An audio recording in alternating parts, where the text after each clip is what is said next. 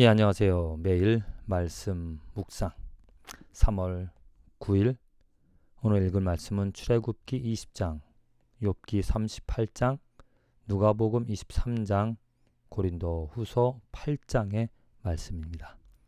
이 말씀을 통하여서 우리가 오늘 특별히 관심을, 정말 초점을 어디에 맞춰야 될 것인가? 바로 예수 그리스도에게 우리가 우리들의 관심, 우리들의 왜 살아가야 되는지 그 방향과 목적을 예수에게 맞춰 살아가는 것이 너무 중요하다. 이게 진리다. 이게 우리들이 하나님께서 오늘 호흡하게 하시는, 살아가게 하시는 이유이다. 다시 한번 상기를 하고 함께 예수 이름 부르며 예수 사랑하며 살아갔으면 좋겠습니다. 먼저 출애굽기 20장, 하나님께서 이스라엘 사람들에게 십계명을 주시는 말씀이죠. 십계명을 주신 목적이 무엇인가? 하나님을 알라라는 것입니다. 하나님이 누구인지, 그 하나님의 이 율법을 통하여서 하나님을 그 삶의 중심, 모든 것 행하는 모든 일들의 중심에 곧 그 하나님을 목적으로, 이 십계명을 목적으로 곧 하나님을 위하여서 살아가라. 십계명은 우리에게 유익함이 되어지는 것입니다. 우리를 속박하고 우리를 제한하는 것이 아니라 하나님께서 모세가 이스라엘 백성들에게 이야기하듯이 오늘 십계명을 주고 그 하나님의 임하심, 번개소리, 나팔소리, 그 임하심을 보고 두려워할 때 백성에게 이야기합니다. 하나님이 임하심은 너희를 시험하고 너희를 너희로 경외하여 범죄하지 않게 하려 하심이라. 자, 시험한다라는 것은 테스트한다라는 의미보다도 단련시킨다라는 겁니다. 단련시킨다라는 거죠. 이 말씀들을 통하여서, 이 율법을 통하여 그 율법을 바라봄으로 내가 만일 지키지 못하면 그 지키지 못하는 것으로 인하여 다시 지켜나갈 수 있도록 고침을 받고 새로움을 얻어서 다시 그 목적을 세워서 하나님께 목적을 두고 하나님을 바라봄으로 온전한 율법입니다. 이것은 십계명은 정말 우리 인간으로서 지키기 어찌 보면 불가능한 것인데 가능하게끔 하나님께서 시험하시며 우리를 복돋아 주시며 또 때로는 채찍질 해주시며 격려해 주시며 인도해 주시면서 이 십계명으로 살아가게, 율법으로 살아가게, 하나님으로 살아가게끔 해 주신다는 거죠. 그래서 하나님을 경외하는 것, 범죄하자. 하나님은 죄가 없으신 이 율법을 통해서 죄가 없음을 우리는 볼 수 있습니다. 그럼 우리들도 하나님께서 온전하게 율법으로 완성이 되어지진 않는 것이죠. 율법은 죄를 깨닫게 한다는 것입니다. 곧 그 죄를 가지고 하나님 앞에 나아가 만일 율법이 없으면 죄를 깨닫지 못하잖아요. 이렇게 하지 못한다는 것을. 그런 부족함으로 포기하는 것이 아니라 하나님께서 우리를 격려해 주시고 인도하여 주셔서 예수에게로, 율법의 완성이신 그 예수 그리스도에게로 인도해 주신다는 것. 그러니까 우리들의 삶에 하나님께서 중심이 되어지고 하나님께서 목적이 되어주시고 또한 하나님께서 인도하여 주시는 삶이, 이 율법을, 우리는 십계명을 바라볼 때 나는 하나님의 선택된 자로서 율법을 즐거워하며 율법을 기뻐하며 율법 가운데 살아가고자 하는 그런 마음을 갖는 것이 당연한 것이죠. 여호와께서 이제 38장 드디어 욥에게 말씀을 하십니다. 욥에게 질문을 한다는 거죠. 계속 대장부의 허리를 묶고, 대장부처럼 허리를 묶고 내가 네게 묻는 것을 대답할지니라. 그리고 이렇게 질문하는 것을 보면 도저히 욥이 생각할 수 없었던, 또 대답할 수 없는 그 질문들을 하고 계십니다. 그러니까 욥의 문제는 하나님이 누구인지 하나님에 대한 질문이 아니라 자기 자신, 내가 행한 것에 대한 의로움에 사무쳐 있기 때문에 지금 하나님께서는 그 욥을 꺼내어 주시는 것입니다. 욥, 내가 범죄하지 않고 나를 인정하는 것은 알겠는데 나에 대해서 네가 얼마나 알고 있는지 나를 바라보고 내가 질문하는 것에 대해 한번 생각해봐라. 내가 누구인지. 지금 욥을 자기 자신에게 사로잡혀 있는 그 욥을 꺼내어서 시선을 하나님 자신에게로 바꿔주신다는 겁니다. 이스라엘 백성들에게도 마찬가지죠. 하나님께서 율법을 주신 이유가 하나님을 바라보게끔, 하나님의 마음을, 하나님의 그 온전하심을 알게끔, 그래서 경외하면서 하나님처럼 죄에서 떠난 삶을 살아가게끔 하나님께서 원하신다는 겁니다. 그럼 우리들도 오늘 우리들의 삶에서 누구를 바라봐야 될 것인가?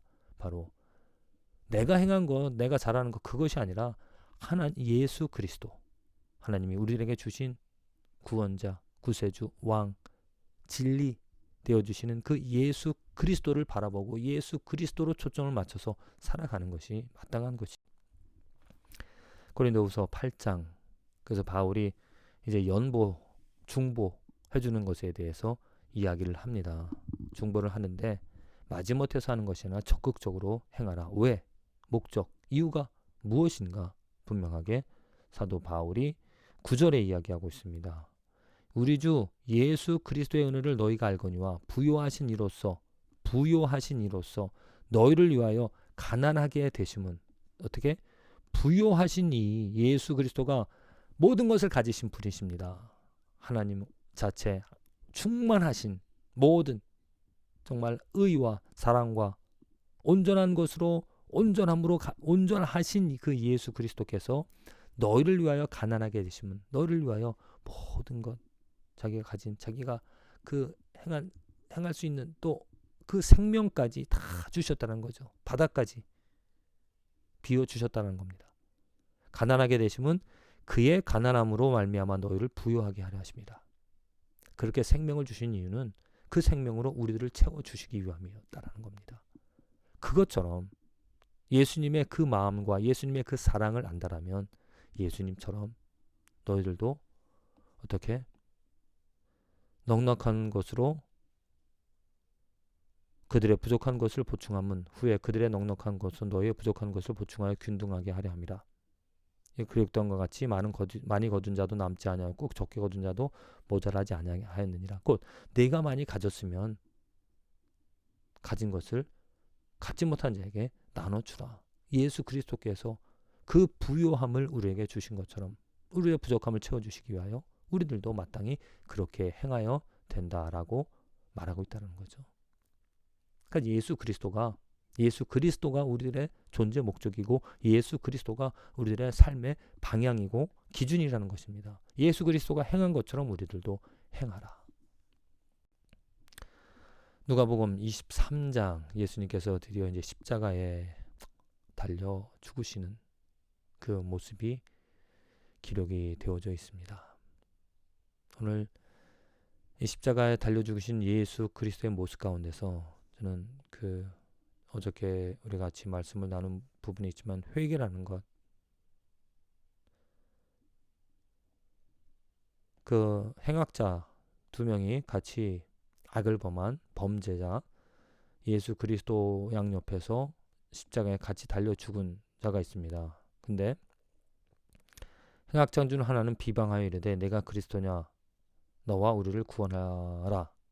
지금 똑같이 십자가에 못 박은 사람들이 내가 남은 구원했을 때 내 자신을 구원하지 못한다라고 손가락질 하고 있습니다. 예수님께서 지금 십자가에 죽으시는 이유는 무엇입니까?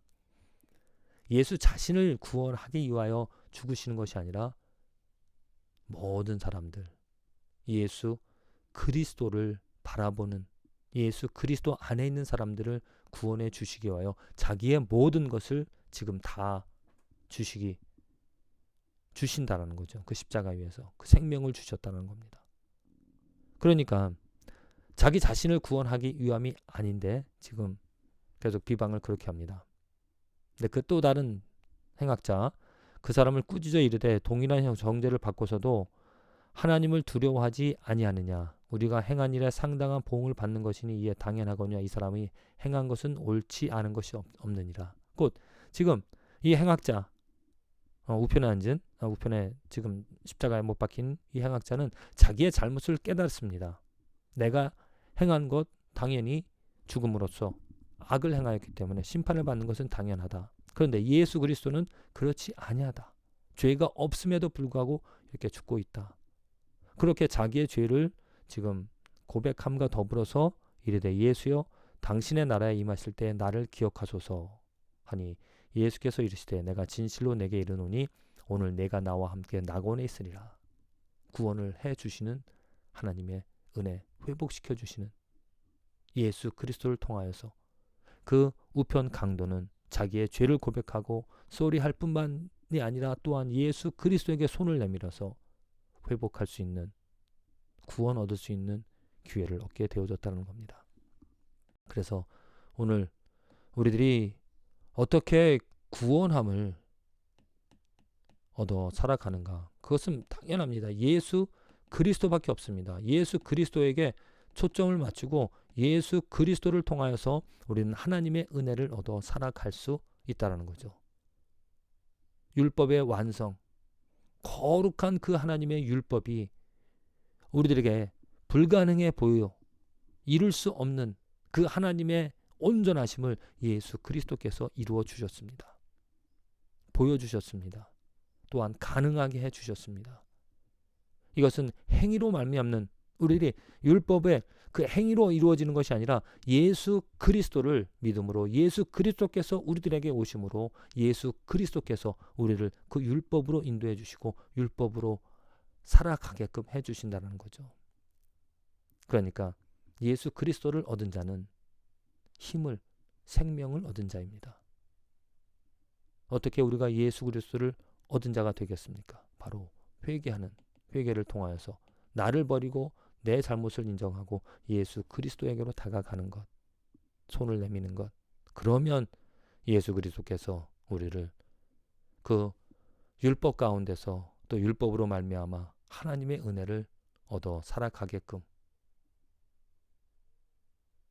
우리를 축복해 주시고 인도해 주신 줄로 믿습니다. 부디 저 사람들의 삶에서 예수 그리스도가 초점이 되어져서 예수 그리스도로 말미암아 하나님의 그 의로움을, 하나님의 온전하심을 경험하며 살아갈 수 있는 축복된 날과 삶이 되어지기를 간절히 기도드립니다.